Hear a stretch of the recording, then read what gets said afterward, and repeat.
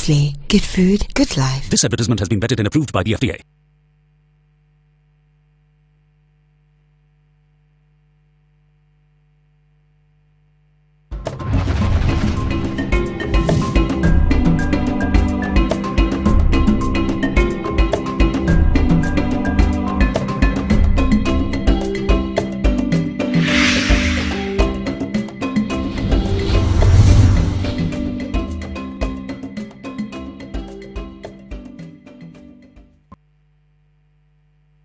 Good morning and welcome to Good Morning Africa, your most authoritative political show. We're coming to you from our studios in Abelemkpe 48 Swanika Street here in Accra. We are live on Facebook at Pan-African Television. We are also live on YouTube at Pan-African Television. This program is very interactive. You can leave your suggestions, comments, and whatnot on our social media pages on Facebook, Instagram, and on Twitter. We'll make a time and read all those out for you. You can also connect to us via our WhatsApp and text line on 0260846539, 0260846539. Today I'm sitting in for my big brother and my boss, Kwame, also done. So he's not feeling too well, and so unfortunately today he's not coming your way. I'll take you through, or I'll be handling issues for him today from now till 10 o'clock. But before I introduce my guests, let me take you through the topics we are going to be discussing on the show this morning. And on our African story, it says Hotel Rwanda film hero arrested. Daily Graphic story on page 5. NPP chases NDC over manifesto. NPP chases NDC over manifesto, despite the fact that the National Democratic Congress has said that on the 7th they are going to launch their manifesto. MPP says, bring your manifesto. Let's know and see what is in it. So the New Patriotic Party is chasing the National Democratic Congress over their manifesto. Infrastructure debate. Mahama deserves Continental Award. Dele Momodu says, and this has been captured on page 6 of the Hawk newspaper. Who watches the watchman? Who watches the watchman? Amidu dribbles SP board, approves 10,000 Ghana cedis PEC for himself, 5,000 for deputy as operational allowance. Who watches the watchman? Attorney General flees from stinking Ejapa scandal to save himself from being charged in the future for willfully causing financial loss to the state. Daily Post story on page 6. These are the stories we are going to be discussing from now till 10 o'clock. But I've been joined in the studio by Hajia Hamdatu, former chairperson of the CPP. Hajia, good morning. Good morning. Thank you so much for joining us. You're looking good. Thank you. All right, very well. And also in the studio is Gabriela Tete.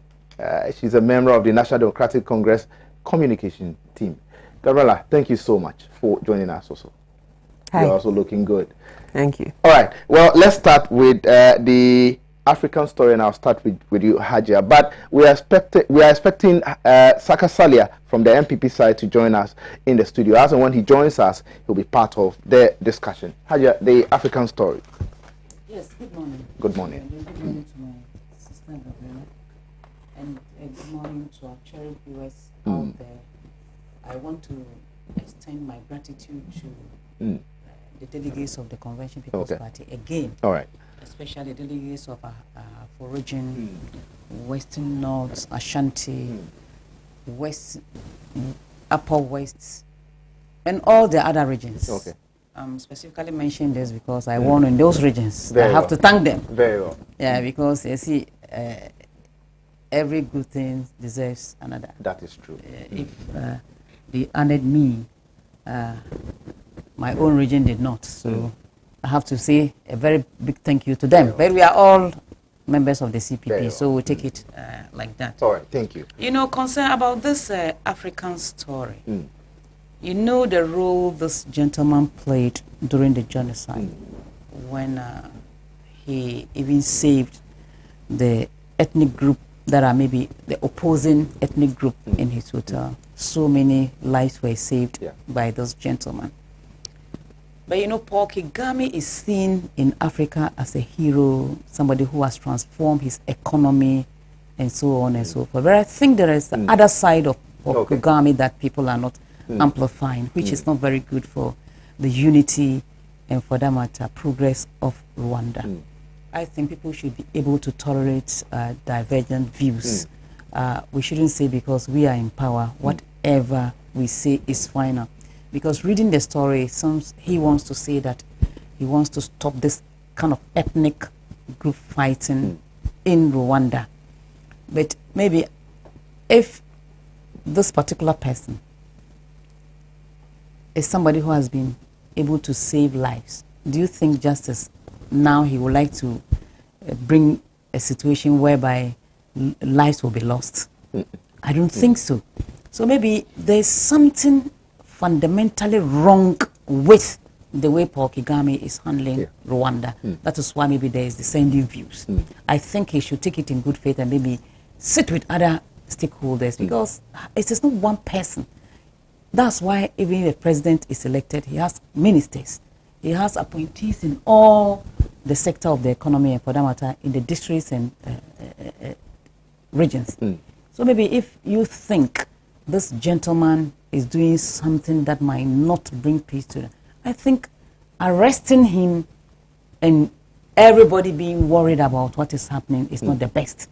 Because I think somebody who has saved life before, I'm not sure he will be ready to take it. So I think there must be a broader consultation when it comes to problems like this. Now he's not being charged. He's just been arrested. People are not happy because people also see him as a hero. Very well. That's why he has been able to receive awards, including the American Freedom Award. So people have recognized him worldwide.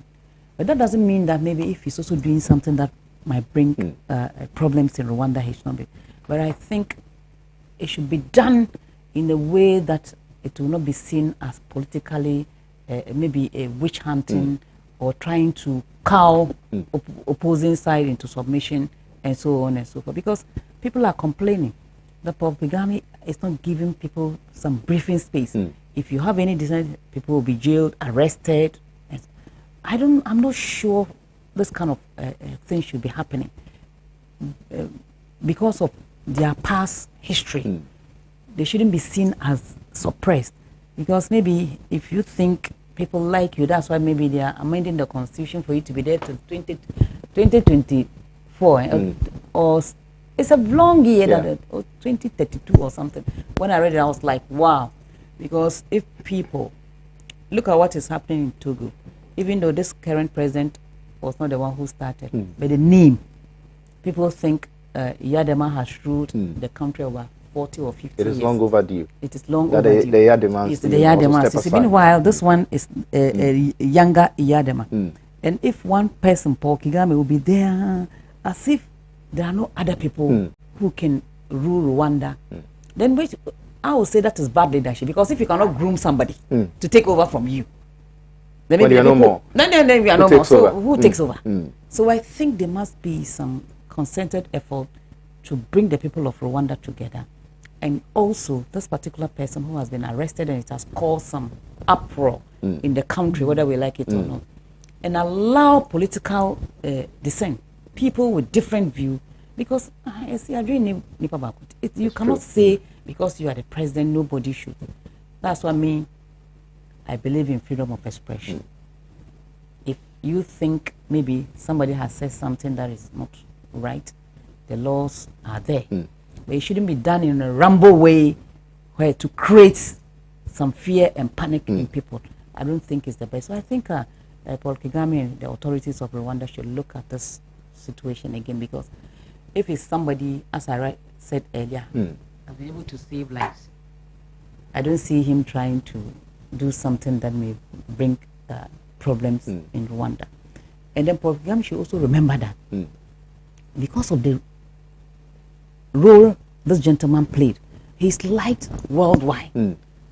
Maybe people too don't really know what is happening within Rwanda. So I think we need some clarification, some explanation to this particular incident that even resulted in arresting what exactly he has done. Because the story did not tell us what he did. That they are yet to prefer charges against him. So I think they should let us know. All right, thank you so much. That was Hajia Hamdatu, former chairperson of the CPP. Gabriela. Good morning, Justice. Good morning, Hajia. Good morning to our viewers out there. I want to say a special good morning to our flag bearer and the running mate. This week he's going to Upper West, I think today, and then the running mate should be in Western North this morning. I also want to say a very good morning to the people of Awutu Senya West, our beloved constituency, and to remind them that this year, December 7, 2020, is a rescue mission, not just to deliver the presidency to President John Dramani Mahama, but to also deliver the parliamentary seat to Madame Gisela Tete Agbutui to come and implement the programs and projects that she's outlined. She's our big sister. Yes, she's our big sister. Of course. Well, I want us to add that. That she's outlined for the people of Awutu Senya. And all those who are on her campaign team and are out there busily working, I want to encourage you all. Your sacrifices, your diligence, your hard work will not be overlooked, and that it is seen and it is greatly appreciated. Justice, what's the man's name? Mrs. Abagina. Is that how to pronounce his name? You know, since the Rwanda genocide about 20 years ago, the people of Rwanda see President Kagame, one, as a liberator. They see him as an exceptional leader. They see him as somebody who has taken a nation that was torn apart by tribalism and the horrific destruction that tribalism creates in society, and turn it around into a unified, strong, resilient nation. Behind that leadership, that iconic leader, is also a government that does not take criticism lightly. If you've observed this past few years in particular, any strong opposing view to the leadership of His Excellency Paul Kagame's reign is met with stiff opposition. Media Watch, human rights activists all across the world have raised concerns about that side of Rwanda. When you watch how nations are developed in this whole democratic experiment that we have on this continent, you realize that there are some governments that intentionally create that suppressive regime to silence critics so that they can focus on the agenda of nation building. There are some places where when you allow constant interference and interjections and opinions, it affects the smooth running of a nation. You can take us for an example.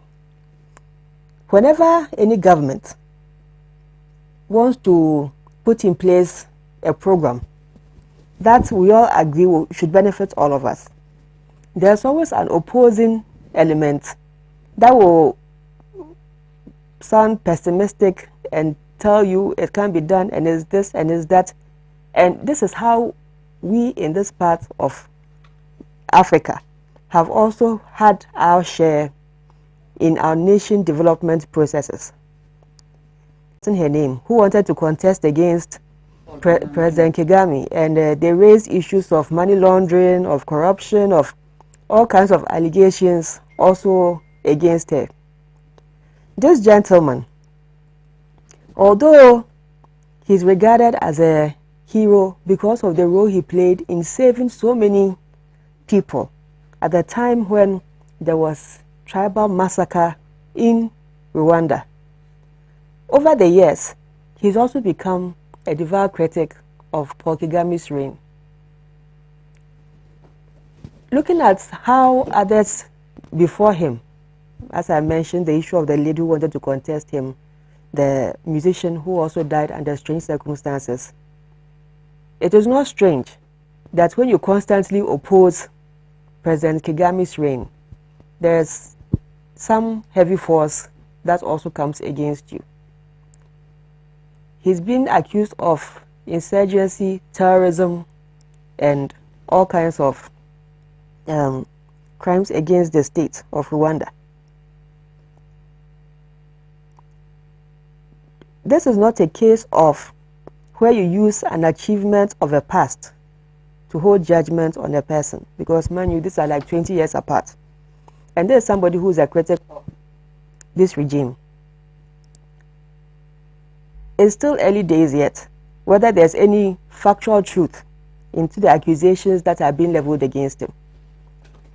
But be it as it may, I also think that it's important not just on the continental level, but also on the global level, because of the attention that this gentleman's heroic act brought to Rwanda. A lot of us, it was through the movie Hotel Rwanda that we saw the true state of the genocide and what really happened. I'm very sure that the rest of the world will be monitoring the situation and to see what exactly transpires with this case. Because this gentleman, although he's officially from Rwanda, also happens to be Belgium. Belgium was the colonial masters of Rwanda, and they still have some interests in Rwanda. As a matter of fact, that nationality was placed on him because of what he achieved during the suffering and the killing of the people of Rwanda. So I'm very sure that if there's any truth into what the story says, there are laws that and due processes that will be followed. But the international community, his other country, the AU, I'm sure everybody will show interest in what happens moving forward in this case. Because this gentleman is not like the other ones where the lady who wanted to contest him. This one has a bit more of international clout behind. I watched him on TV yesterday. He appeared so calm and so cool when they handcuffed him and he was being charged. So we'll see how it goes. All right, thank you so much, Gabriela, for your submission. We've been joined in the studio by Saka Salia, who is a member of the New Patriotic Party communication team. Saka, good morning. Yeah, good morning, Justice. Saka, yeah, Justice. The African story. Yes. We are talking about Hotel Rwanda film hero arrested. For what? Okay, let me read the story out for you. Okay, sorry, Haji. The story is captured on page 5 of the Daily Graphic. It says, a man who inspired a Hollywood film about the 1994 Rwanda genocide has been arrested for leading terrorist movements, officials say. Paul Rusesabagina, a Hutu, became well known after Hotel Rwanda depicted his effort to save hundreds of Tutsis at his hotel during the 1994 genocide. He later launched an opposition party which had an armed wing based in the Democratic Republic of Congo. About 800,000 Tutsis and moderate Hutus were killed in the genocide. They were killed by Hutu extremists who were forced from power by President Paul Kagame and his Tutsi-dominated Rwanda Patriotic Front, RFP. It goes on and on and on, but he's been arrested based on an allegation of terrorist movements he has formed or he's working with. Yeah, Justice, thank you very much. Good morning to our cherished viewers. Good morning to Hajia and Gabriela. I don't know, what happened to Kwame? Well, Kwame is a bit under the weather, unfortunately. Today, he cannot be here with us. Oh, okay.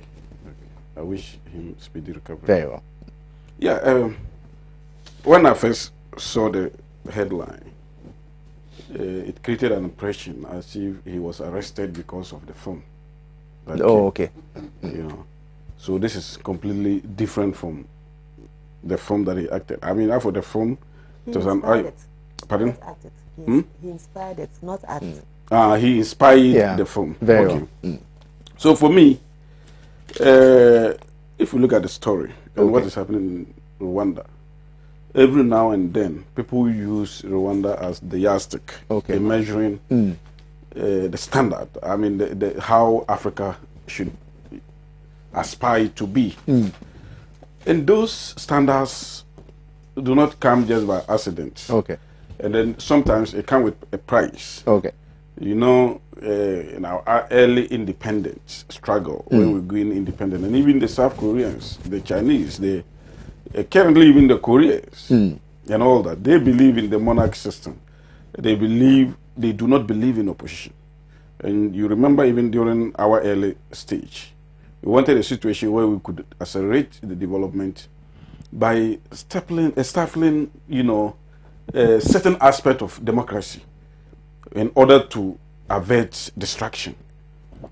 People believe that when there is an unfettered distraction, or unfettered movement of the vision of the leader, he can, you know, do better. And we've seen it, you know. And that is even the reason, one reason people do not believe in democracy. You remember even President Rollins himself, even though he believed in democracy, he said he does not believe in multi-party democracy. And when you don't believe in multi-party democracy, it means that whatever policy you have, it will only be discussed within your cabinet level. If there are any opposition, you iron it out before it even comes to the public. And nobody will come out to give instructions and all that. We've seen it in Ghana. We've seen how, you know, free SHS was being, the effort was being thwarted. Even after during the implementation, we've seen all manner of cacophony, you know, just to distract the government from moving forward and all that. So some other jurisdictions, some other countries have foresaw all these things. Even, I don't want to, you know, but even in Ghana, we've seen how opposition elements were treated because people hate dissension, and then they feel that dissension will bring us down and will not lead to forward march and all that. So Rwanda, if you look at Rwanda, like Gabriela was saying, I mean, they have a lot to glorify about. But when it comes to human rights, there is extrajudicial, you know, arrest almost everywhere. They cow people into equations, into submission. There is a culture of silence. People do not air their views because of the fear of being maligned, or fear of being, you know, attacked as opposition element and all that. But if you look at this particular man, he inspired the Hotel Rwanda. We all saw the film, and it's so inspiring. We've seen dedication, people dedicate themselves. We've seen the modus operandi people use to dissipate the wealth of Africans and all that. So indeed, it was the film was an eye opener. It shows a lot and all that. And then the person that actually did it, I'm sure a lot of things went in. They've taken into consideration the genocide, what happened during the genocide. So the setting was just about the genocide and all that. So if that person wants to transcend or to transist, to another a role as the leader of the land, I don't think that, because it means that he had already known a lot about what to do and what not to do. But as we are saying, the one in the Hems feels that he is a distraction. He must not be allowed to dissent, to give dissenting view. He should not distract them from their objective or whatever. And therefore, all manner of trump-up charges are leveled against such people. We've seen it in so many other countries. And for me, I don't know what this is all about. That a terrorist movement. Somebody leading a terrorist movement. That's what they say. And then I don't even know whether they have hardcore evidence to prove their case and all that.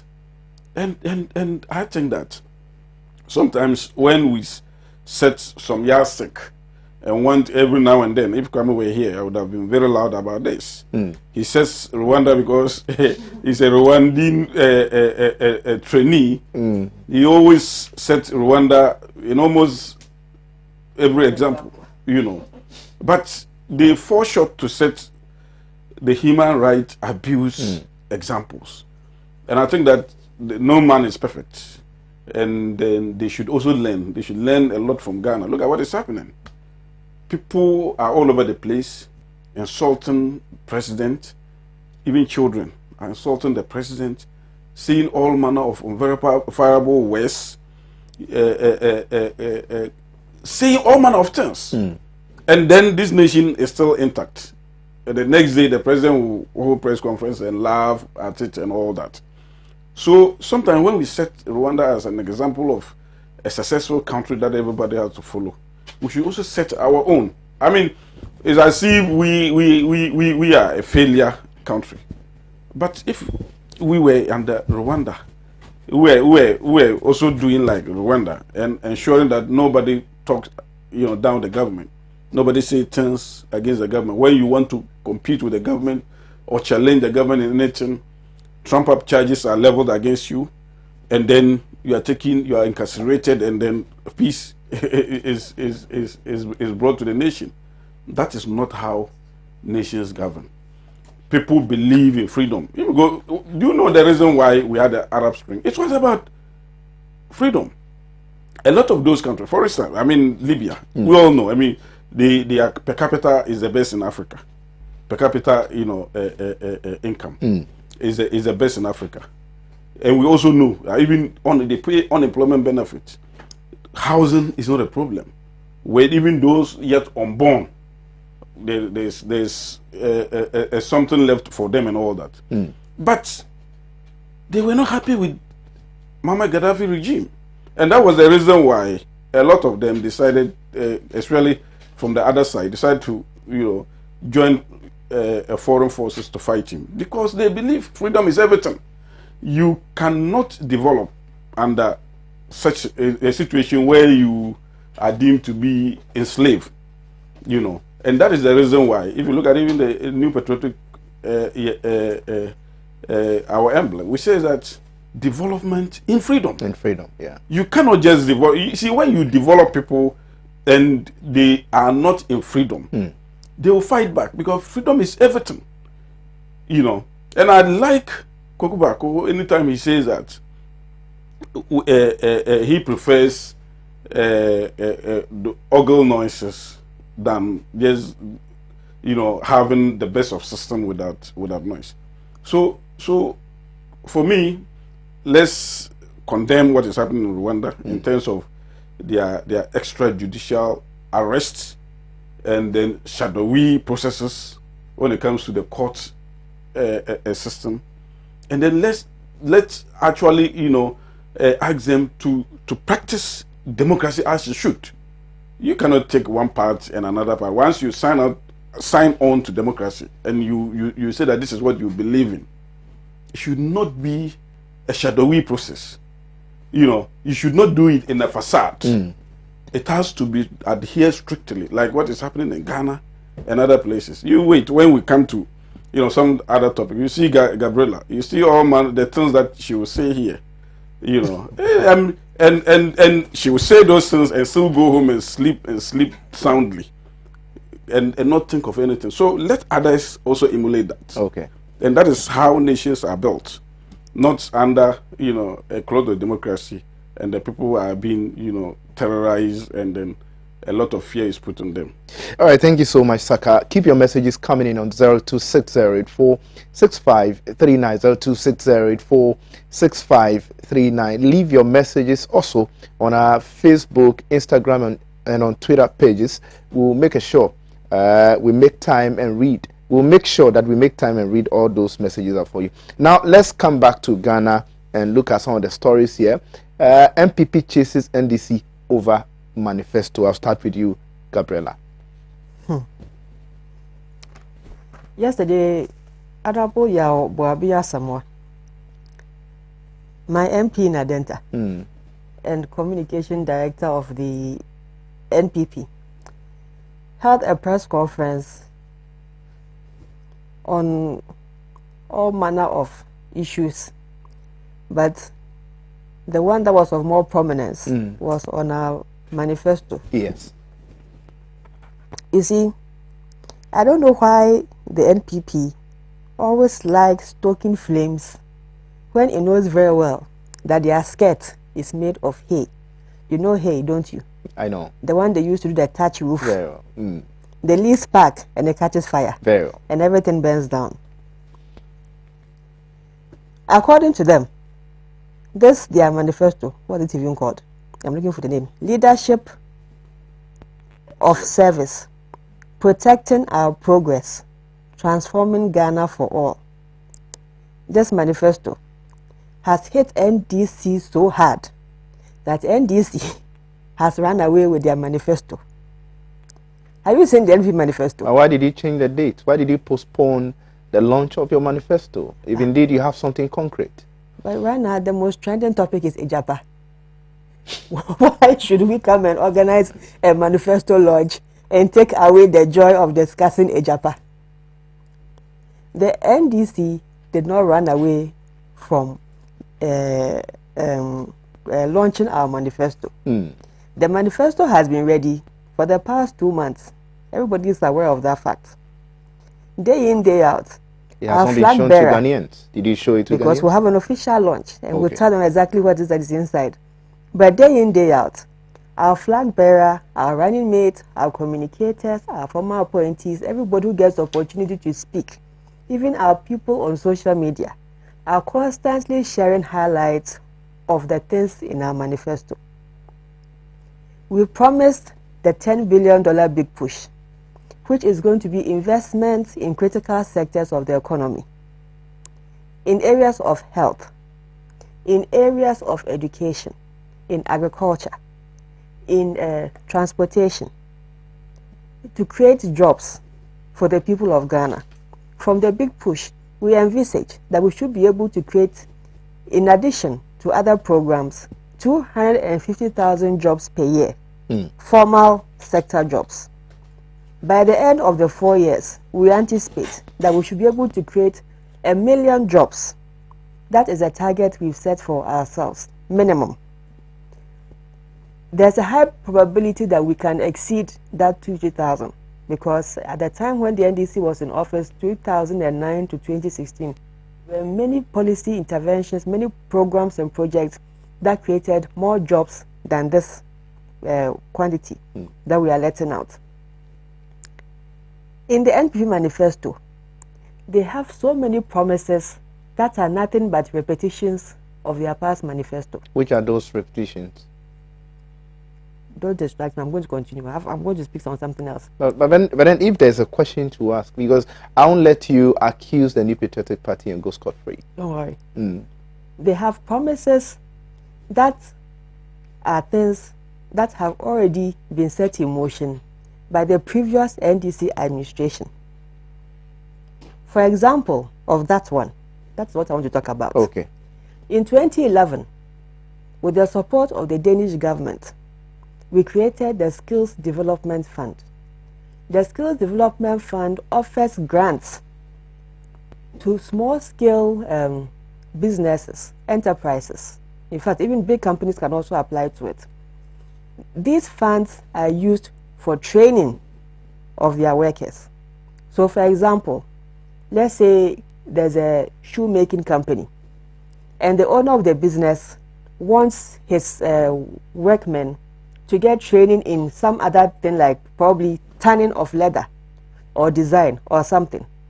Instead of going to take a facility to undertake this project, or instead of using your own revenues to undertake this project, the business owner applies to the Skills Development Fund and they offer them the grant, because it is believed that This form of education, this form of support goes a long way to add value to our human development capacity as a people. From 2011 to 2016, the Skills Development Fund had expended almost $150 million in support to small business owners. Some of the beneficiaries include Horseman Shoes. There was another shoe company, I've forgotten when they started out. Now, in the Mpp Manifesto, they will seek to introduce National Skills Development Fund. To what purpose? It already exists. In the Mpp Manifesto, they said they are going to introduce the students' loan to give advance loans to students who have gained admission to pay their fees only with a national ID and eliminate the grantor system. That facility they are offering already exists. But the grantor system is still there. They want to take the grantor system off. So they are making changes. And use only the national ID card. But no, I don't understand. Let's continue. Under the NDC, we had the Student Loan Plus, which gave students who have qualified for admission into tertiary institutions money to pay their fees. Under that scheme, and under all the other student loan schemes, the grantor system existed for a reason. Let's practicalize taking off the grantor system and using just a national ID card. When I was in university, I lived in Cape Coast.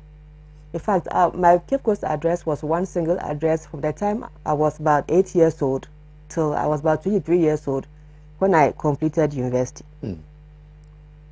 The time I completed university, the day after, I had to leave Cape Coast to Accra to come and start earning my living. If this student's facility, and I also took student loan, if this facility was existent at the time I was a student, in the forms for applying, I would have used my Cape Coast address and my ID biometrics, which would have indicated that I'm located in Cape Coast. Now, since then, I've moved to Accra. Assuming I am not formally employed, where I contribute to SNET. And man, when you take a student's loan, your number now becomes your SNET number, and your contributions are tracked in SNET. But even that, some people are under the assumption that when you take the student's loan and you start working, SNET automatically deducts. It doesn't work like that. You have to approach SNET for SNET to do the deduction and release your guarantors. I realized that about 10 years after I finished school, when I wanted to get an audit report on my SNET contribution, and I realized my guarantors were still there and my loan interest was just piling up. Now, when I left Cape Coast, I now moved to Accra. Assuming I did not have a permanent address in Accra, I did not have formal employment, and I'm not contributing back to the scheme, how would the system track me when all it has is my national ID card? The national ID card, as it stands now, we aspire that that should be the main mother card of all biometric cards in Ghana. Up until that process is completed, and that card is able to achieve that, from now to then, what do? You're going to have people who apply for these student loans able to run under the system, and the only thing you can trace them with is when they publish their names in the newspapers and their friends and family see them, that their names are listed there, that they have not paid their student loan. The grantor system is there for a reason. It is there so that in case you, the person applying for the beneficiary, default in paying, the grantor is held responsible, so Ghana gets her money back. It is not for us to throw money and create inefficiencies in the system. In this their manifesto, they also mentioned on the student loan. I mean, I would want to ask you a question. I took a student loan when I was at the university, but it took me to leave Accra to Konongo to be able to get a guarantor. And with that one, the stress and everything that I went through before getting somebody to guarantee. The reason why guarantors are not, but then the question is the guarantor system not too stressful? Is it not preventing a lot of students from applying for this loan? Because if you're applying and you don't have anybody to guarantee for you, the reason you're why unable to people get the money. are having difficulty getting guarantors is because when people complete school, one, they are not releasing those guarantors. Sometimes your guarantor has to keep pressurizing you that please go and settle your students' loan so that they can release me. And until they release them of previous guarantees, they can't guarantee for anybody else.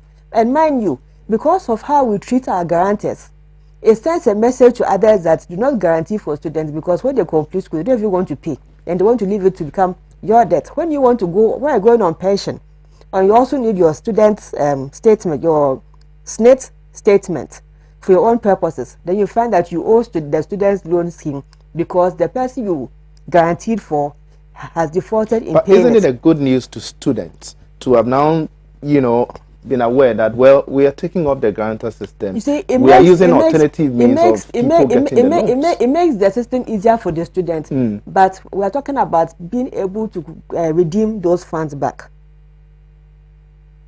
There should always be a way out. There should always be a way out, but if the challenge is that the guarantor system, people are having difficulty getting guarantors, then what is the criteria for getting for the guarantors? The criteria now is that you must be a SNIT contributor. What if, like when you go to the banks for a loan, they ask for guarantor, but the guarantor has to show proof of earning some monies that can be used to defray your debt. So should it now be strictly as a SNIT contributor, or somebody who has the ability to pay in case of default? Mind you, when you look at SNIT data, the number of people on SNIT, it is not even up to 80% of the working population, because we have a largely informal sector. So in that looking for the guarantorship, that system has already created a small core of people that you can depend on as guarantors. Do you understand? Fair. The sample space for guarantors is small compared to the bigger working population. So if in the scheme, we rather look at what other criteria can we put there for a guarantor, not just SNIT holders, but anybody who can show proof that they earn a better salary. If your father is a mechanic, for example, but he's not on SNIT, not even SNIT informal, but end of the month, he can show proof that when he does his fitting business, he can get about 2,000, 3,000 from workmanship. When you go and apply for your student loan, he can guarantee for you because he has a workshop and he's earning so much. Under the current regime, you will not consider that kind of individual because he doesn't contribute to SNIT. But there are so many people who are earning good wages, good good salaries, but are not formally on the SNIT scheme. And it could also be an opportunity to rather get the SNIT informal sector to also be able to get these people onto the SNIT scheme. Because if you open the space up that anybody who earns a salary, some form of wages, can guarantee for their child or their whoever, you then create an opportunity for the SNIT loan scheme, so the SNIT pension scheme, to now get them on board into their system. And mind you, we also have the new Pension Act, which has now put the Tier 2, Tier 3 schemes also there. So apart from having the formalized SNIT, you also have those ones who are called, these ones, the pension trust, I've forgotten the name they give them, but they are like Tier 2 and Tier 3 pension managers. There's the Tier 3, for example, it's more of a voluntary thing. So if the person who is going to guarantee, these are most people from the informal sector, if the person who is now going to guarantee can show proof that they are on that scheme, which is not SNIT, but is under pension scheme, they should also be able to guarantee, which increases the space of guarantors. But if we make it only the card the inefficiencies that creates, as much as it's easier for the student, we rather create inefficiencies for the student's loan scheme. All right. In addressing it. Very well. Then there's another issue also about this manifesto. Okay. In industry, for example, they promised to support industry with $50 million. Under the NDC of President John Dramani Mahama, 2013-2014 alone, the then government gave cash injection of that $50 million to just the local manufacturing, pharmaceutical manufacturing companies alone. One sector alone took that 50 million. So if you want to come and support industry, 50 million, you've done nothing. Under the NDC, in the poultry sector, because we wanted to reduce importation of poultry, we put in subsidies to support poultry farmers with inputs. Gabby, kindly hold that thought. Let me go for a short break. I'll be back for you to continue. This is the best part I was going to talk about. I'll come back to you. I'll let you finish that part before I move to Saka. Let's go for a short break. We'll be right back.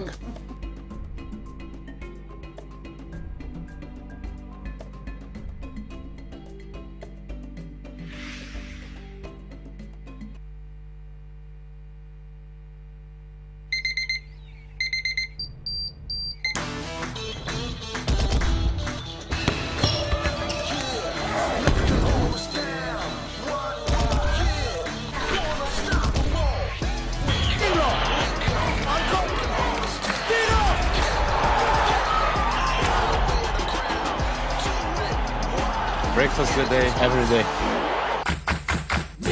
Nestle. Good food, good life. This advertisement has been vetted and approved by the FDA.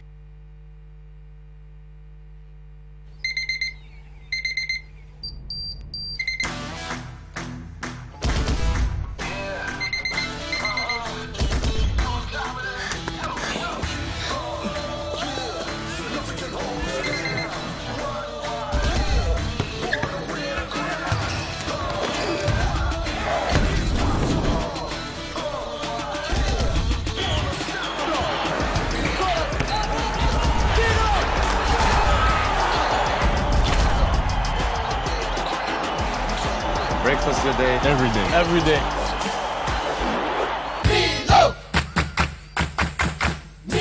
Nestle. Good food, good life. This advertisement has been vetted and approved by the FDA.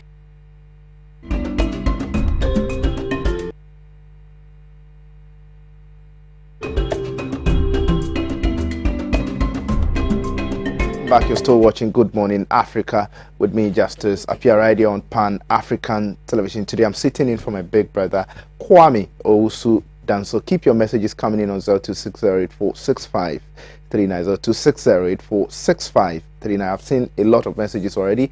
Keep other messages also coming in on us, social media pages. We'll read all those out for you. Now, Gabby, kindly, you're making a very important. So in the poultry sector, for example, we gave the poultry industry $30 million. That was cash injection for them to increase capacity of chicken production. Okay. Because we wanted to cut down on importation of chicken. Aside giving them money, we also put in a policy that any person who wants to import chicken into Ghana has to give 30% of that to the local producers. So you go and find your personal poultry farm to give you 30% allocation, and then we'll allow you to import 70%. Okay. That was to give the poultry industry business and to introduce them to the distribution channels for retailing and sales to final consumer. That is how we build the poultry industry.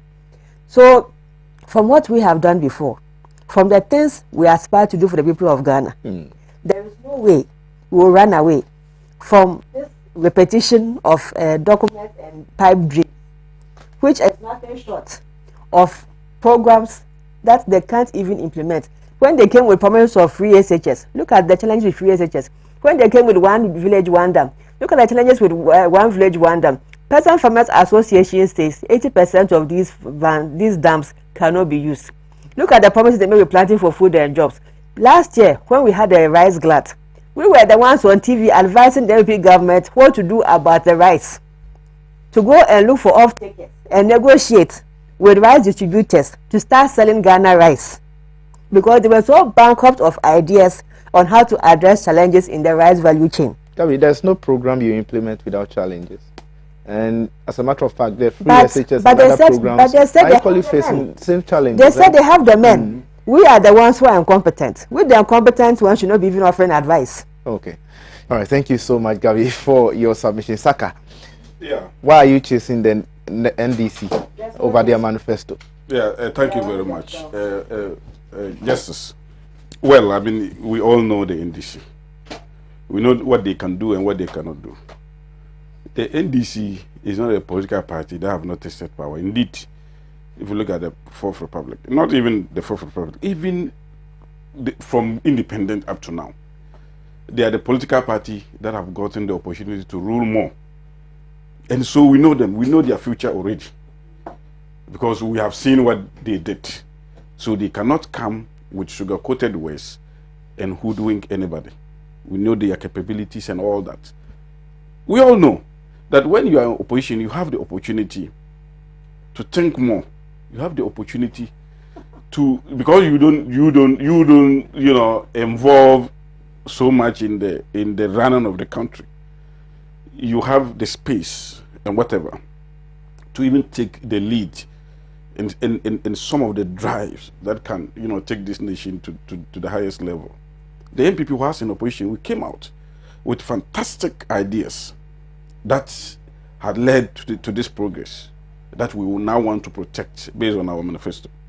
If you look at the NDC, they themselves had accepted and had resigned to their fate that they did not have anything to offer Ghanaians. How? And when did they? No, I will tell you. I will explain. When we forced them to go and look for a message, the mama said he's going around to go and solicit for views as to what to do with Ghana if, by mistake, Ghanaians vote for them. It means that, number one, because, you see, I have always seen him, because it's about leadership. It's about the two political parties and two leaders. One has proven beyond every reasonable doubt that when it comes to decision taking, he flip-flop. Who is that? John Dramani Mahama. When it comes to decisiveness, my first coup d'etat is so clear, where the young Mahama was descending from the hilltop, not knowing what to do with his bicycle, and then gave his feet to the Lord and was just descending like that, not knowing what to do. When this nation was given to him, it was the same way he took this nation. He was in the hem of affairs and was accelerating us to a land of nowhere. And we ended up at the ditch, deep ditch, where the only salvation was to go to IMF. He himself said it, that we went to the IMF for policy credibility, because the credibility of the NDC government and their leader had already dissipated. It has gone completely. So he now had to hide behind IMF in order for us to get the credibility. After we had gone to Senchi with a Kwedonko and Co. all, so that we can get the homegrown policies and then present it to the IMF. In each week, what did the IMF say? They said that you cannot employ the public sector. So there was a moratorium there. The IMF told us that we had even crossed a level that was debt distress. We had crossed 73, getting to 74% of GDP. So the NDC had put us to, and even John Dramani Mahama himself has said that we have eaten the meat to the bone. It means that almost everything had gone. Today, when we force them to go and look for message, he said that because he did not have message, he's going to solicit views from the public. And that to me, and to us, was a clear contradiction from his earlier stance, that if you are not a former president, you cannot advise him. Now he was now looking for the ordinary people to advise him. And I think that any leader worth his salt would have to put mechanisms in place to know exactly what the people want, what is wrong with the people, what is wrong with the policies that we have. The same people, because of lack of message, what did they do? After they brought the ban on Okada people, it was your mama that banned the use of Okada in this country. in 2012. If you look at the Road Safety Regulation Act, 1280, Section 128, Okada was completely outlawed by John Dramani Mahama. Today, the same person has eaten back his words and said that, oh, I made a mistake. And it was not a well thought through policy. Meanwhile, if you go to certain jurisdictions like the Kenya, like the Nigeria, where Okada actually, started. If you go to Sululu, Lagos, all the northern Nigeria, Kanu, and all the other places, they have all banned Okada. Indeed, Lagos alone, from 2018, just 2018 to the end of 2019, 600 people died out of Okada business. And that is the reason why, when we took over power, we said that especially this year, if you go and look at my Joy Online, 17 February 2020, this year, we set a committee to look into the Okada business. If it is feasible for us to regularize it, the committee should come out with a report. That of 17 February, myjoyonline.com, you go there and check. So we are saying that we will not rush into taking a certain 17 February, which year? Oh, I've said 2020. 2020, okay. 17 February 2020. Okay. A committee was set to look into the Okada business, because you cannot say just because people it has come to stay, we have to adapt it, we have to use it, or we have to accept it. If that were to be the case, prostitution would have been legalized. Smoking of weed would have been legalized. You understand? But we said that we need a pragmatic solution to this whole thing. And so from February till now, the report has not been ready. It hasn't, because the report has to take into consideration certain statistics, study some jurisdictions, and then a holistic report will be brought, so that a decision would therefore be taken out of that.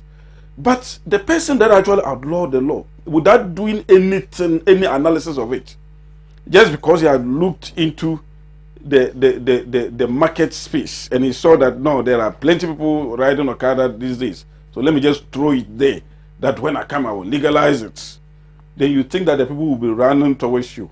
He said, how about if you legalize it? He said those are going to give sustainable jobs to the good people of Ghana. Didn't he know that when he was banning it?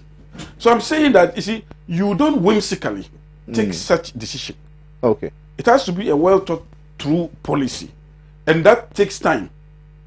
And we are saying that we are waiting for the report, and it's not going to be a political thing, because you can actually legalize it, but in its wake, a lot of lives would be lost. Just like Nigeria, where it was legalized, and now after the ravage of time, he talked about legalizing and regulating their activities. That is what I'm saying. When legalized in Nigeria, and listen, in Nigeria, it was regularized. Okay, I'll ask you a question, because if you are making your submission and I feel that there are questions to be asked, I'll do so. Wonderful. So I'm saying that he has said he will legalize and regulate the activities of those Okada businesses. What I'm saying that and how how are we still going to see the number of deaths go up? That's what I'm saying, that if you go to Nigeria, all the cities or the states, it was regularized. Okay. And the activities were legalized. But over time, it was realized that it is not worth it. Okay. And we don't want to fall into that conundrum. And we said that we will have to do comparison. We will have to check and find out with a committee, a very competent committee put in place to look into all these things, so that they will then come and advise government. So that if the law can be repealed and then the whole thing regularized, then government can go ahead. And it was not a political thing. It was just governance. It was something that we were doing, and we did not even thought of the fact that some political party will just come out and say that, oh, I'll go and do it. I'll legalize it. I'm saying that if you look at all these things, and the fact that their leader is a bundle of contradiction, and therefore it will be a risky for us to send this nation back to the NDC to govern. And that is the reason why, if you look at our manifesto, we are protecting our gains We are protecting our progress. What are your progress and gains? No, I mean, we all know. We all know where we took this nation from. After this nation has slammed in terms of economic growth for for 10 years, we have seen where we have relative advantage in terms of agriculture, where the NDC, the agriculture was growing 0.4% under the NDC. We have seen a situation where there was a complete reversal of the SARS situation. Where there was a complete reversal of the SARS situation from 2017 up to date, where we brought the Planting for Food and Job. We have seen a situation where we were put onto the apron string of IMF, where we were then we have not gone to the IMF. But you see, listen. You see, there's a clear difference. Let me tell you. What's the difference between you extending? Listen, you have asked your question. There's a clear difference. Okay, what's the difference? The difference is that you see, every nation, especially the African countries, we are all members of the Article 4 consultation. Okay. The Article 4 consultation has to do with all the members of member states that have been hooked onto the IMF. But the IMF, when has a way of, the IMF have situations where, for instance, during the COVID, they themselves came out and said that they have a rapid a fund where any nation that want to access it should come. It has no any conditionality, no interest, and all those things. Those things, they themselves came out with it. But there is also a situation where nations in distress ran to the IMF with proposal by saying that, oh, I'm unable to rule. Listen. I am unable. No, HIPIC, we did not go to HIPIC. You see, HIPIC, we had qualified as HIPIC nation. That is the reason why it was in 2001 when Kufuor took over. No, then went to HIPIC. So it means that the NDC had taken us to HIPIC, but we did not join until we said that no, we cannot play the ostrich. We are already poor, and therefore we needed to join. You understand what I'm saying? So we joined HIPIC. But I'm saying that in this case, the NDC went with a proposal by saying that these are our problems. We want extended credit facility, and then we want credibility for our homegrown policies. Therefore, please help us. Then the IMF then sat down and said, okay, if you want me to help you, these are the conditions. And then the NDC said, whatever you want, we will accept it. It's different from this situation where we are not in normal times. They offered some rapid credit facility that, okay, all these countries, come and take this. Because we are not in normal times. So I'm saying that things have changed. The NDC have granted this nation to a point where electricity became, unaccessible. Masaka, when you assumed office, you extended the facility. I mean, somewhere around 2017. Listen. You did. I mean, we didn't deny the fact that was done. No. Listen. What the NDC did was that we were going to truncate. Our fiscal year starts from January. Yeah. We start January and the fiscal year ends in December. The IMF program was going to end on the 15th of May, 15th April 2018. And then we said that, you cannot start a program and end in the middle of the fiscal year because you would have planned for it. Okay. You would have planned to spend. And therefore, when you end on the 15th of April of a particular year, it means that part of the fiscal year would have been truncated. And that was the reason why that we said that no, we are going to extend it to the end of the year. You get the point. And it was a technical extension, just for technical reason. But whether technical or NDC, whatever, you extended it. No, but I mean, this was not normal extension. But because of NDC and their propaganda, they say, oh, you extended it. But I'm saying that if what we are discussing really is about the NDC manifesto. Indeed, if you look at the NDC and their pronouncement, we all know that is exactly what is coming into their manifesto. Okay. And all the things that they are talking about, to be honest with you, I mean, that's not, you get a point. You didn't hear the big push? Let me tell you, we should take it with a pinch of salt. Okay. We should take it with the contempt it deserves. Why would you want Ghanaians to take it as such? Let me tell you. The same NDC, the big push, what were they saying? They are saying that they will get 10 billion and put it in the infrastructure. This is not the first time. You remember the Hope City?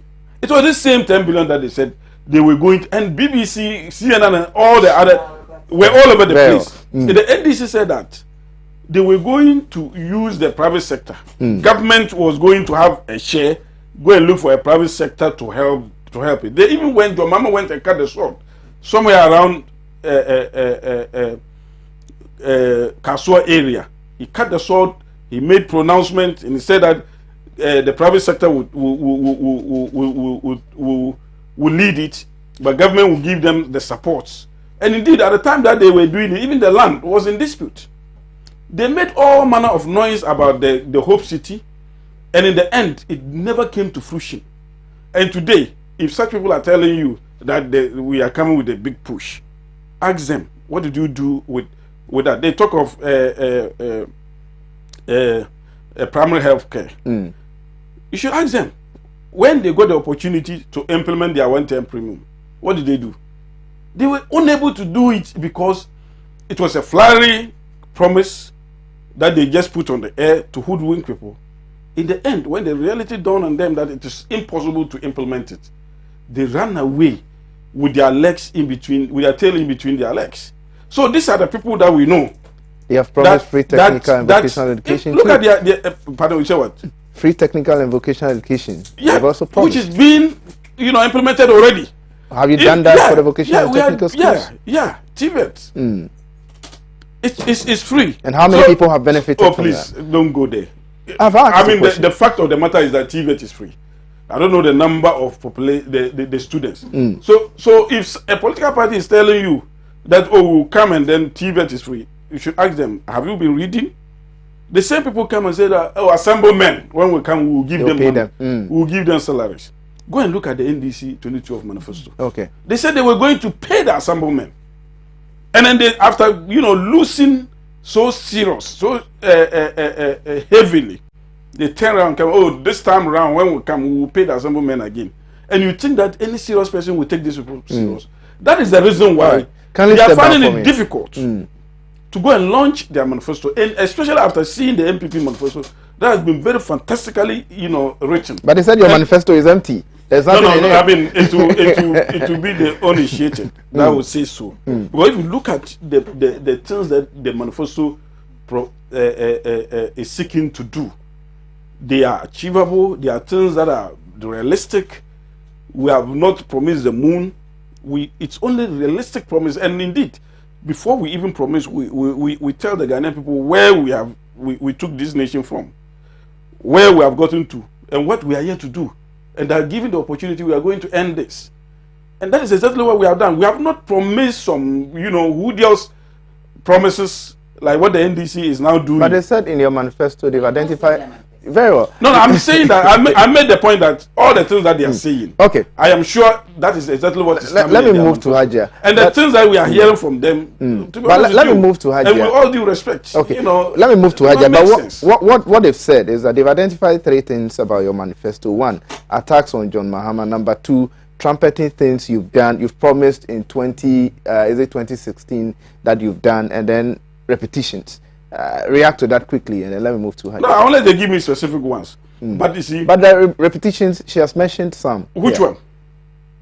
Which one? Were you listening to Gabi? When Gabi was talking, she said she talked about this student loan thing, and I can understand the reason why they do not have the wherewithal to implement it. Okay. And that is the reason we are now coming to do it. Because if you look at this student loan thing, it's so feasible.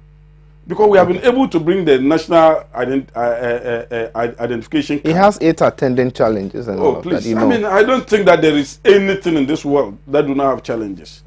You understand? But I'm saying that if you look at the national, because it is biometric. Anywhere you go in this world, whether you were in Cape Coast and you move to Accra, you will be traced.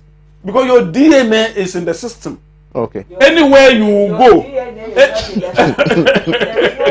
Well, it's not here. But your biometric data, it's in the system. And therefore you cannot, because that is the reason why going forward, you cannot access certain facilities. And therefore, let them end. Appiah is eager to come. Let me conclude. Let me conclude by saying that the alternative is so scary. The alternative is scary. The alternative is completely empty. The alternative they lack the NDC lack ideas. The NDC lack ideas. Their manifesto has to be revised. They are now, they work with the NPP. I think that you said everything you want to say. They work with the NPP manifesto, and then immediately when we launch it, they had meetings upon meeting, and they started. They've been editing, eh? They started copying, and you cannot copy within 1 week. And that is the reason why. That is the reason why they kept on, postponing the date. Because after copying, they have to now, edit it and then print it, and all this thing takes time. If not, any serious opposition people would have by now given their manifesto. Okay, thank you so much. Thank you so much for your submission, Saka. Hajia, kindly deal with this topic for me. Please allow Hajia. She was very, and I beg you, she was very quiet when the two of you were making your submissions. I beg you, nobody should interject. Hajia, we can go ahead. You see, Justice, under normal circumstances, I shouldn't even comment about this. Why am I saying this? Because the topic is MPP chase NDC for their manifesto. It's not CPP chasing the NDC. So, under normal circumstances, I shouldn't have even said anything, so that I will allow them to battle it out there. Very well. But, as a Ghanaian, and for that matter, a member of the most populous party in the whole of Africa, the CPP, the Convention People's Party. If I don't say anything, then I'm not being fair to the good people of this country, and for that matter, the members of the Convention People's Party. Very well. We're talking about manifesto. I heard Gabriela saying repetition. If you take from 1992 budget, or let me say 93 budget that was read in Parliament, you can see some rows. They've repeated them up to this date. Are you aware? Very well.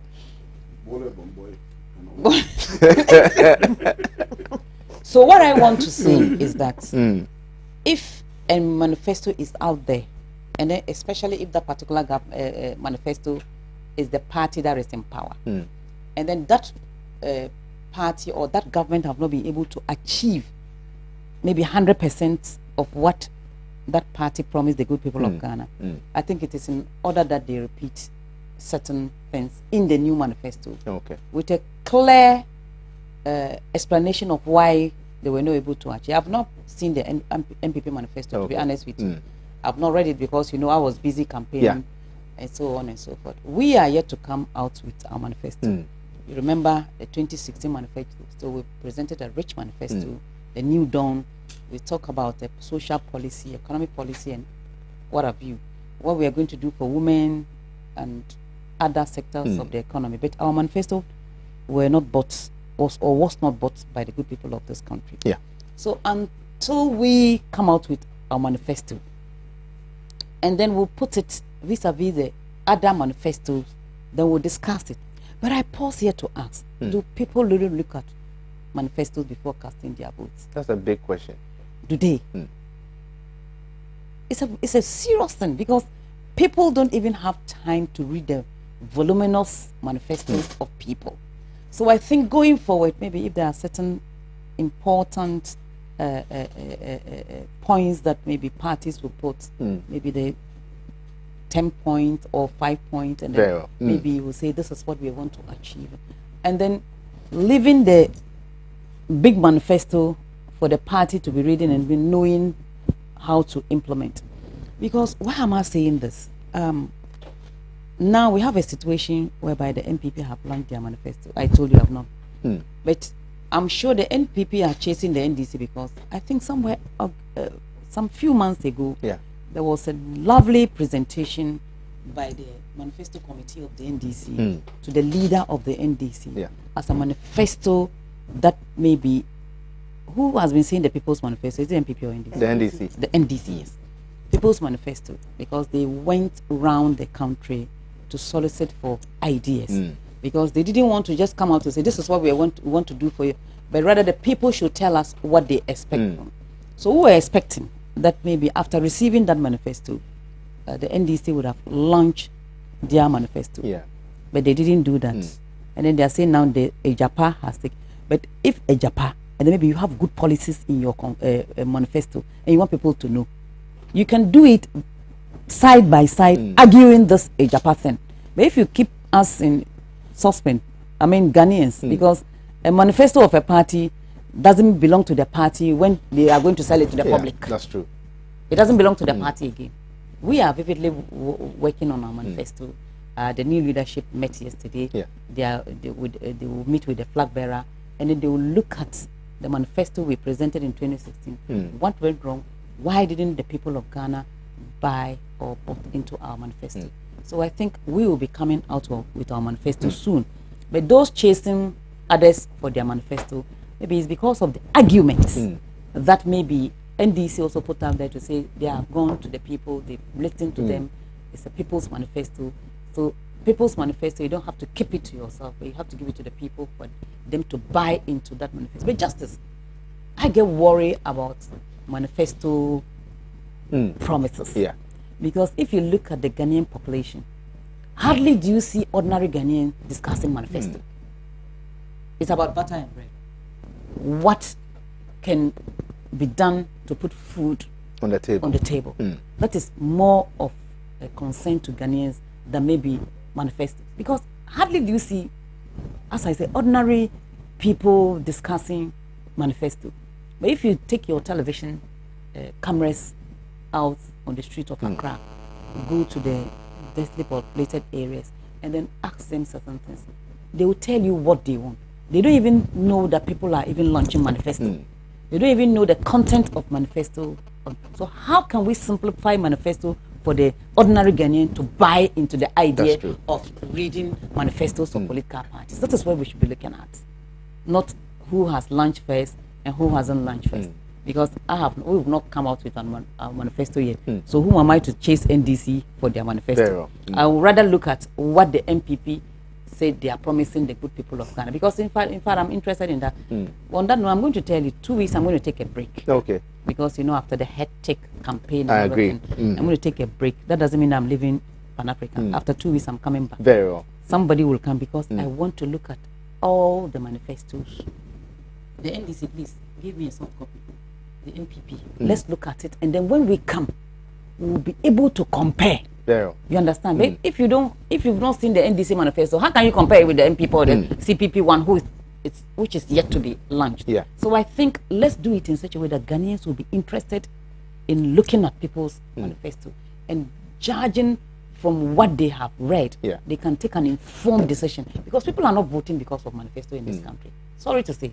They're not voting. They are just entrenched. I'm CPP, so I'll vote for CPP. It's true. I'm MPP, I'm NDC, and that is it. Not looking at the promises people are making, apart from the simple one that maybe SHS, something like that. You see, that one is catchy. One district, one for that. But what is in the manifesto, people are. So I think we are learning, because if you just have a rich manifesto, and you don't have a slogan that is catchy, like what our flag bearer said, that if you vote for CPP, it's a vote for yourself. We are looking at it. We're looking at what to add to that slogan for people to really understand why the vote for CPP is a vote for yourself. Thank you very much. Thank you so much, Hadia, for your submission. Let me read a few of our messages. I'll come back to you, Gabi. This one says, good morning. Why is the MPP man struggling and confusing himself? He should relax. It's very clear they are losing the elections. 155 parliamentary seats for the NDC. Negos in Pando sent in that one. This one also says, good morning to you, Justice Appiah. My regards to the two ladies there. Please tell Saka to give us some break. There's nothing good that the MPP can do to the good people of Ghana. Please don't call the WhatsApp line. I'm John from Wale Wale. John, thank you so much for your message.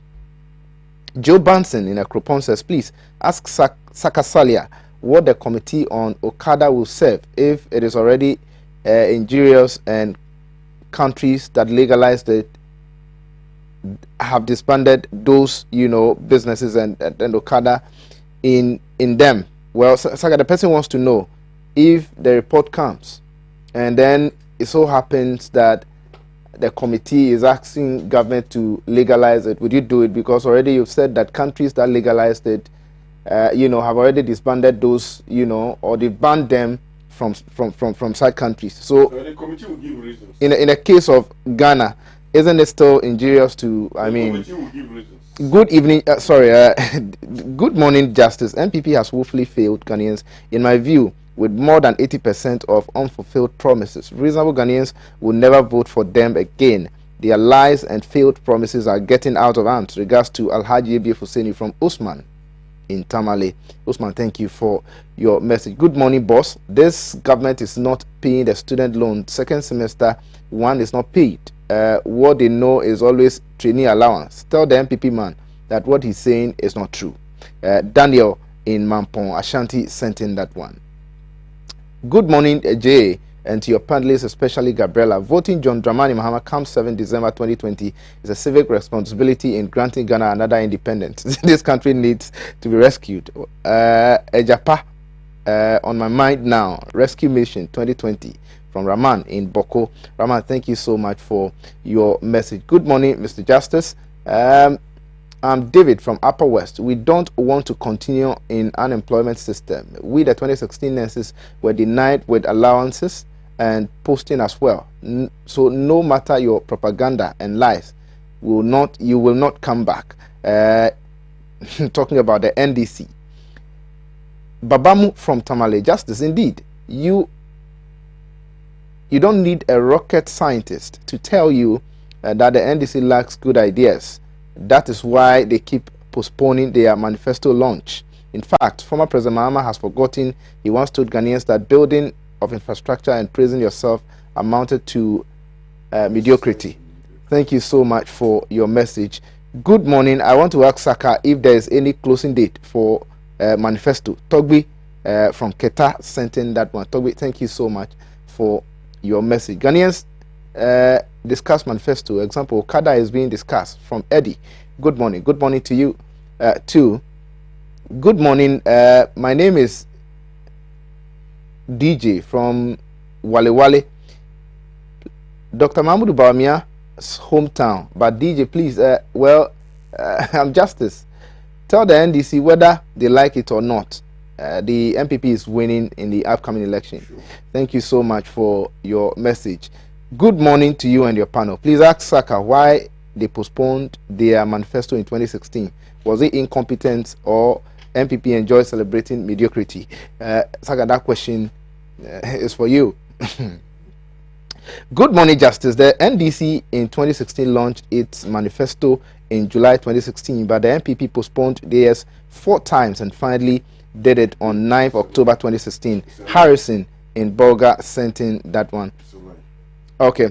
Good morning, Justice. Watching from Abeka, tell the MPP people to stop disturbing NDC on their manifesto and think about this. Greetings to Maud and tell her. Okay, all right, that one there.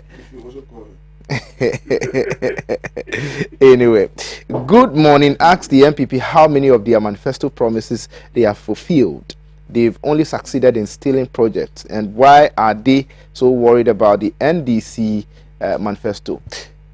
Why worry about your opponent's weakness if you know it will give you an easy win? Their empty complaints mean they are scared of losing the election because NDC has mentioned what Ghanaians need in their manifesto. We've experienced and still experiencing the bad governance from the New Patriotic Party, and we're tired of their grand corruption schemes. Yag and Techiman sent in that one. Let's go for a short break. We'll be right back.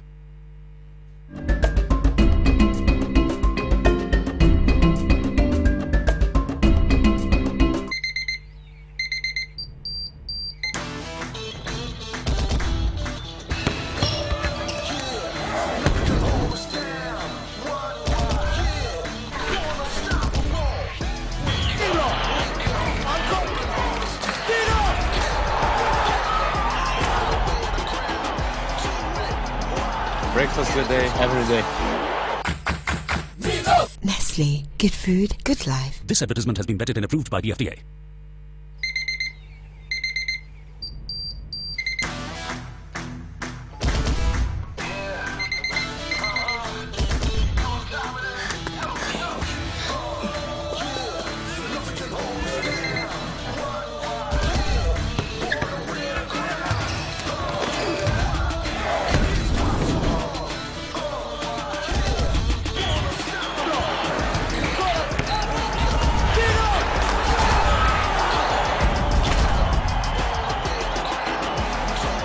Breakfast good day. Every day. Every day.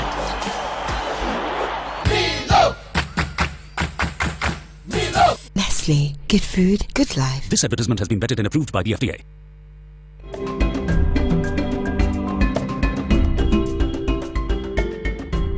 Messages coming in on 0260846539, 0260846539. I've seen a lot already. We are still streaming live on Facebook. You can leave your message, comments, suggestions, questions, and all of that over there. We'll read all those out for you. But let me take this final message and come back.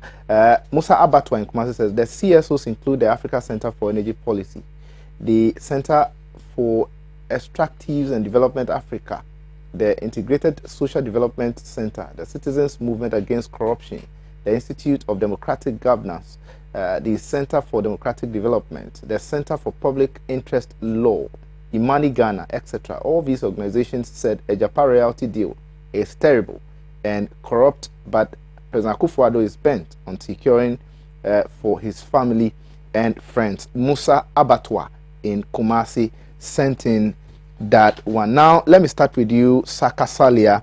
Attorney General flees from stinking Ejapa scandal. Okay, so just 2 minutes. 2 minutes for a rebuttal. Let me go to Saka. She rebut, I also rebut.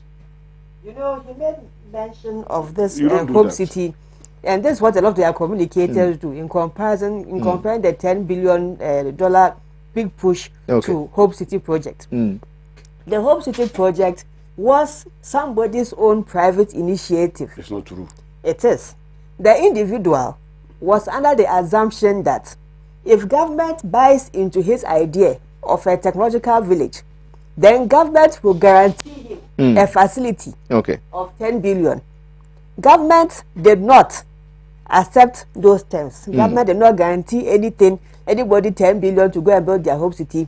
The then vice president was only there to go and do sword cutting. As for sword cutting, everybody is invited everywhere to go and do sword cutting. A lot of the projects don't materialize. The speech he gave on that day. Then he keeps mentioning that we don't read, because if we were reading, we will know that TVET is free. They equally don't read. So you accepted that? Neither do they listen, because if they have been listening, at least if they are not reading, but have been listening. The NDC says when we come into power 2021 to 2025, we will make TVET education from secondary to tertiary free. That is different from having TVET free in some secondary schools. In some secondary schools. For what they have. So we are implementing it fully across the country, all technical schools, all secondary schools, all the way to university, which then includes the polytechnics and other colleges. All right. You don't understand it. Okay. All right. Thank you so much, Gabriela. So, Saka, Attorney General flees from stinking Ejapa scandal. The last time I heard this word, it was Enapa. But today, we are talking about Ejapa. To save herself from being charged in the future for willfully causing financial loss to the state. Which wrote that? The story is on Daily Post. It's in Daily Post. It's one of those mushroom papers. That just, write anything they want. I mean, how can anybody just write something like this? That Attorney General flee. Attorney General, because if the Attorney General wants to save herself. I mean, what is this? Do you know the number of legal advice the Attorney General gives every day? The paper that wrote that MPP chases NDC over manifesto, is that the mushroom paper? This is the largest private newspaper in Ghana. Yeah, Daily Guide. This is the largest private. Can you say same of the other paper that you wrote, you talked about? So Daily I'm saying Post. That these are credible papers, minus the NBC portals and then mushroom papers that just churn out anything.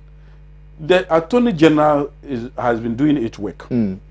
Attorney General sometimes it will write or prefer, you have 5 minutes.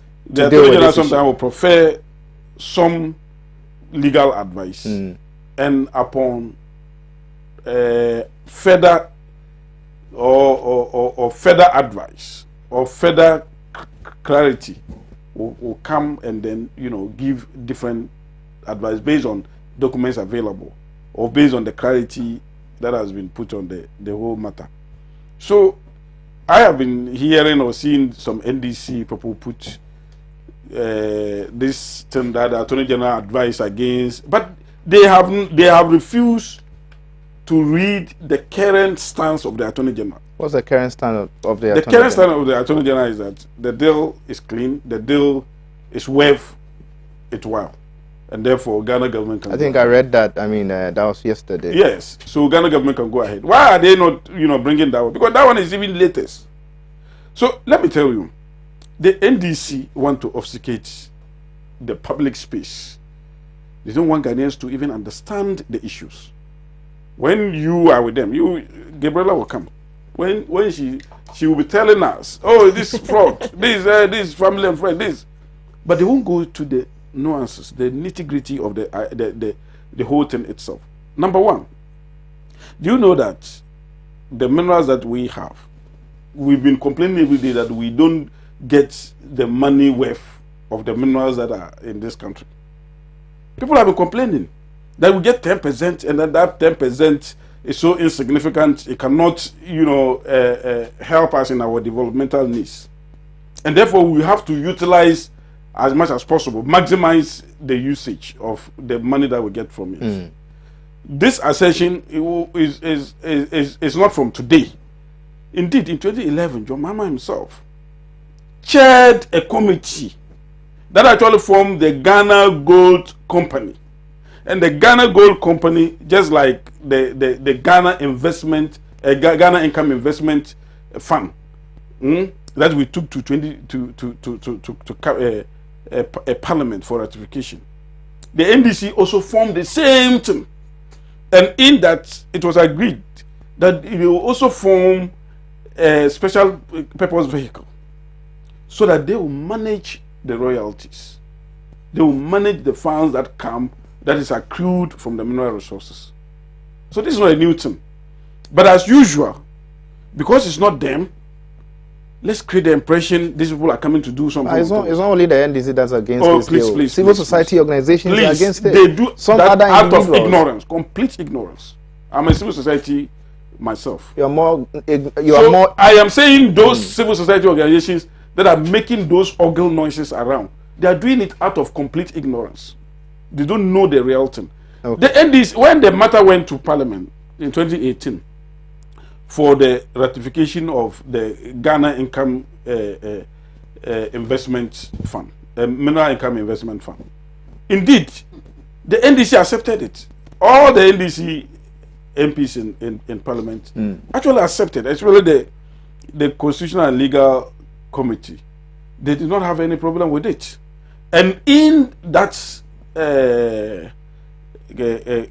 act, it was agreed that SPV should be formed.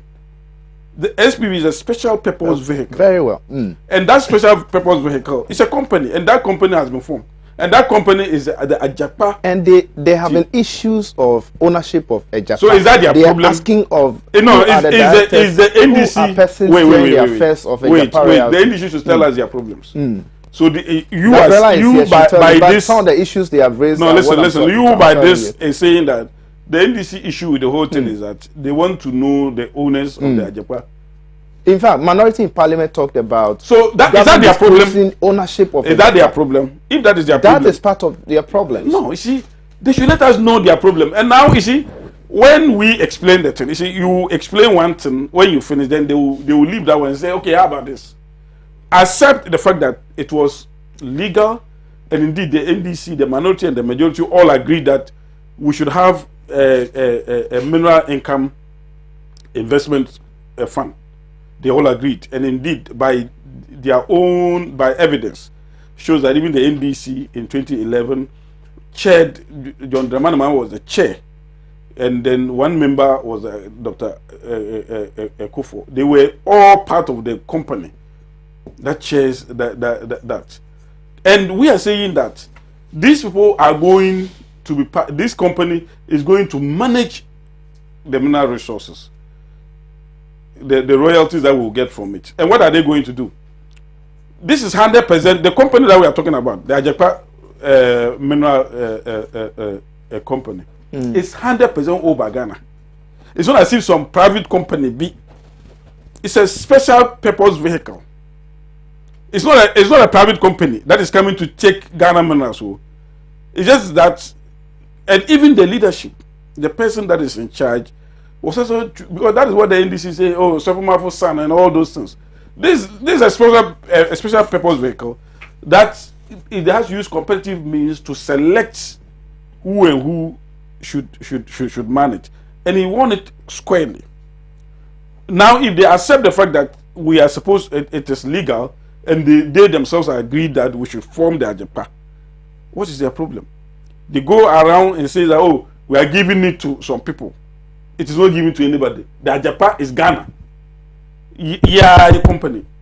With the state owing 100% interest. Listen. Yeah, 100% shares by Ghanaians. By Ghana government. 100% shares. You listen to me. Okay. For now, 100%. And we are saying that. For now. Listen. Would there be a time that you listen, you will hear. No, wait a minute. Would there be a time the state will give up some of its shares? Just listen, just for 1 second. Okay, go ahead. The Appiah is owned 100% by Ghana. Okay. And we said that we will now, put it in the London Stock Exchange. And then the Ghana Stock Exchange eventually, where we will cede 49%. So Ghana own 100. Ghana will decide that, okay, we will take 49% and float it. Okay. The 49% will be bought by Ghanaians. All right. And any other person, any NDC person that want to buy shares in it. So the shares will still, the 49 will be for the public, but Ghana government will still owe 51. I mean, if you look at this whole thing, and they will be managing the resources of this of our oil, our mineral resources that we over the years we've been running these minerals. The money going to the consolidated fund. Nothing heard about how the money is being used for. This money will be used to build the infrastructure that we yearn for. It will be managed prudently and already been registered with Jesse. The NDC is saying that, oh, why do they have to go and register it at Jesse? There are so many reasons why it is done. If you look at Barclays, if you look at so many other companies, okay, they prefer to register it there because, one, I mean, it's safer. Secondly, it ensures that they do not pay taxes on the amount that will be lodged there and all that. So it's so prudent to lodge money there. So if you don't understand the issues, don't come and then push it and say that is a juicy topic for you, and that's the reason why you are not, going to even launch your manifesto because you want to discuss Appiah, when indeed you have nothing to discuss about it. And indeed, this is one of the reasons that we have been talking about the NDC. That they swing like pendulum. Today they are here, tomorrow they are here. Okay. These are the very people who formed the same Appiah when they were in government, led by John Dramani Mahama. Today, because they are not in government, and then a new Appiah is formed minus them, they are here crying wolf. Okay, thank you so much, Saka. Just as we're out of time, so let's make it quick. Yes. You see, Ghana has been mining gold and other mineral deposits for centuries. Okay. In fact, if it was our gold mining exploitations that attracted the colonial masters to come to Ghana and earned us the name the Gold Coast. For centuries, this commodity has taken care of families, communities, and governments. For the first time, we all agreed, or we all agree, that looking at how much we earn as a country from royalties, which is just 10%, we can go into another discussion on why we only get 10% royalties when we own the gold. But that's another conversation. We have to keep it to Appiah. If we had more time, we would have gone into all that. Now, this 10%, what were we doing with it? Initially, 20% of that was going to the Minerals Development MDC.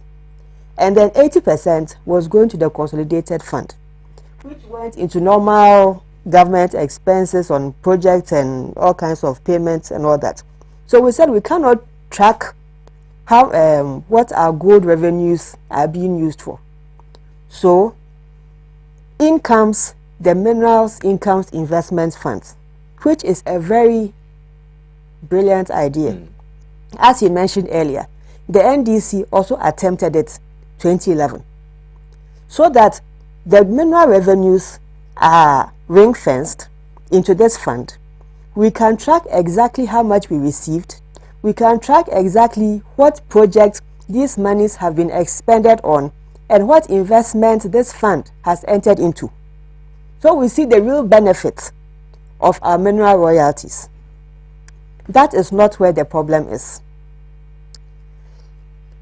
With the creation of the Mineral Income Investment Funds, we've now changed the allocation, because that 80% that was going into the consolidated fund is now being held into the Minerals Income Investment Fund. This amount of money is distributed as follows per this new arrangement. 20% is still going to the Minerals Development Fund. 75.6% is going into a special purpose vehicle we have created called Appiah royalties. Which is still for Ghana. We have 2.4% going to GRE. Which is Ghana. And we have 2% going to the MMII fund itself for running the administration. Yes. Now, where we have a bone of contention, where the controversies and issues being raised are, is where this 75.6% is sitting. If we look at top 10% of our royalties, on average, last year we made about $150 million. In this arrangement for Appiah, they say they've created a special purpose vehicle which is owned by government. 51% is going to be managed by the MII fund on behalf of Ghana. 49% is going to be floated on the London and the Ghana Stock Exchange. Now, let's break it down. MII fund secretariat. 1. Who are the transaction advisors to this deal? Data bank. Who are the legal advisors to this deal? Africa Legal Associates. That belongs to who? I'm coming. Who is the chief executive of this fund? Mr. Osafo. Now, transaction advisors. But he's also called Osafo. He's not called Osafo. No, but His son, of course. But he's also called Mr. He's Osafo. So probably Osafo. I'm supposed to write Mr. Osafo. No, I mean, don't create the impression. Please, you're wasting my time. Senior. Okay. Now, But he's doing that transaction advisors. It's not as if it's a private. Transaction advisors. Data bank owned by Ken Oforiatta, current Minister for Finance. Okay. Legal advisors. Africa Legal Associates owned by Gabi Ochredako and his wife. Chief executive, Mr. Osafo Jr. These names, 1, are politically exposed people. 2, in this transaction, where we are putting an asset of state, like our mineral royalties, all 100% of it, shouldn't the dealings around it be transparent for everybody to know what is going on? Opaque? And what's opaque about it? It's opaque. Question. How did we arrive at transaction advisors data bank, legal advisors Gabi Ochredako? Are they not Ghanaians? No. Even if they are Ghanaians, are they qualified? We have due process. Before you go for transaction, when the government of Ghana seeks to execute any financial arrangement, they put, on behalf of Ghana, they put out a request for consultants, transaction advisors for so and so projects, and those companies that qualify to become transaction advisors put in their bid. It goes through a procurement process. The same thing for the. Saka, please allow her. Even if you are going to headhunt, even if you are going to headhunt, it still has to go through a process. Yeah, that process. Now, all these people have mentioned happen to all be related to the president. Happen to be related to the president. They are raising conflict of interest That issues. is why conflict of interest. That is why I'm saying that. So there is no fraud. In this, you accept that there is no fraud. As what? What do you understand by conflict of interest? So every now, conflict of interest is from. You have to tell us whether they went to proper procurement services for those services. Don't waste my time. I haven't finished my submission. Now, these guys are not serious. Look at him. Saka, please, all these three happen to belong to one family. All these three happen to have some controversies around them in the management of this project. Civil society organizations have raised their voices on they not being allowed to engage government on this deal. Government responded and said they are under no obligation to be sharing information with civil society. Of course, yes. But when it comes to 100% of our mineral royalties, you cannot hide it under a cloak of secrecy. It has to be open. It's like coming to tell us that the amount of money we are making from the oil and gas sector, you want to do some deal with it, and you do it under the cover of darkness. People will protest. Everybody expects that you have to put light on it, so that it's devoid of these kinds of conspiracy theories, or whether they factually exist. Because the point of the matter is that Ken Oforiatta owns Data Bank, Gabriel Chidaku owns Africa Legal Associates, Osaf Mafo's son is chief executive of this fund. Now, we'll give it to you to manage. Now, so that the problem will stop. That doesn't solve the problem. In this arrangement, in the legal arrangement, the AG made some observations. For example, looking at from the administrative point of view, the chairman of this fund and the chief executive have their appointments in perpetuity. Similarly, we also have the investors in this fund also having their agreements in perpetuity. It is said in the agreement that it ends when the last lease expires, which means over 100 years till their kingdom come. Because as we sit now, we still have gold reserves also in the north, which is underdeveloped. There are other reserves that we've not touched in this country. So for as long as we are mining gold, this vehicle exists, but we have put in legal requirements around it that has made it airtight that even Ghana courts cannot make pronouncements on this vehicle. According to them, they've taken those decisions to protect investors. When you go and list on any stock exchange, there are requirements on those stock exchange that allow you to be open to investors, and how you deal with investors. It is not for the laws of the country to be used as a stringent cover-up to secure a deal. To make it even worse, our own parliament cannot equally make pronouncements and reviews on this arrangement. It's in that the handing over notes they've given you. Those your communication notes they've given you. The AG also mentioned same. Now, the AG, you see, Saka, please, we don't have time. Saka, we don't have we are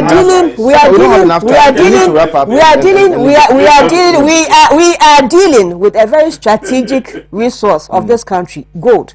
This resource, whether it fluctuates or it does not fluctuate or it gains, tells a lot on even our foreign currency. It is our #2 export earner. Now, if all the revenues we are getting from this is going to a fund which is being administered and managed and controlled and decided for by a cabal related to the president, do we not as a people have the right to ask questions? You have the right to ask. We have legitimate reasons to ask questions. Very, very. And it is up to the government, and it is up to the government to be open. It is up to the government to be open with us. But when you have people like Saka come and sit here and dance around the issue and not face facts, it's very irritating. Okay, so thank you so much, Gabby. Please allow Hajia to deal with this for me. Hajia, deal with this for me, and then let's go. See, this is a Japan. I just read bits and pieces of it. Very well. And then, based on the newspaper reportage, I think the AG had calls to advise the government on the way to go. I don't know whether the AG's advice was not taken by the players of this particular deal. And then for me, as Ghanaians, if you're going to take something in respect of maybe our destiny, let me put it that way. This is our property, and then maybe taking decision about it. There should be some open discussions for people to know. Okay. But what I don't really get from the NDC side, as you see, when they want to put the whole thing like because of the personality involved, then there's fraud. That's where I demand. Because I'm of the view that if a Ghanaian is qualified to do something, a Ghanaian should be given that. Did they say it's fraud, or they say they are asking questions, legitimate questions? No, I'm not to make it open. That the process should be followed. I'm saying that the process should be open. You see, but so many names are tied to it, which I'm not very comfortable, because I'm even against foreigners mining our gold. That is one. Okay. I'm even against foreigners taking over the mining of our. Listen, that is why the CPP said we want to manage our own resources, and when we come to power, we'll take control of our resources. We cannot have resources that we don't even know how much gold is being extracted in our land, how much oil is drilled. Everything looks like it is being owned or controlled by foreigners.